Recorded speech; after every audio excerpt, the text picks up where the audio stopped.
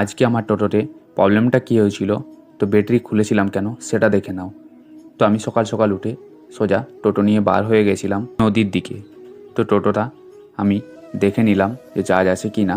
তারপর আমি দেখছি আমার কাজটা এখনও লাগা হয়নি, তো খুবই খারাপ লাগছে। তারপর আমি সোজা চলে আসি নদী। তো সেখানে এসে কিছুক্ষণ ওয়েট করলাম। তো ওয়েট করতে করতে একটাও ভাড়া পাওয়া গেল না, তো সব বসেছিলাম। তারপর আমি সেখান থেকে সোজা চলে যাই মন্দিরে। তো মন্দিরে এসে দেখি একটু ভিড় ছিল, তো আরও টোটো সব লেগেছিল। তো সেখানেও আমি একটা ভাড়া পেয়ে যাই। তারপর আমি সেই ভাড়াগুলোকে নিয়ে সোজা চলে যাই। তো সেই ভাড়াগুলোকে ছেড়ে আমি সোজা ঘরের দিকে চলে আসি। তারপর আমি ঘরে খাবার দাবার খেয়ে টোটোটা একটু দেখি ব্যাটারিটা, যে ব্যাটারিতে জল আছে কি না। তো ব্যাটারিতে খুলে দেখি যে জল মোটামুটি ঠিকঠাক আছে। তো আজকের ব্লগটা এখানেই শেষ করছি।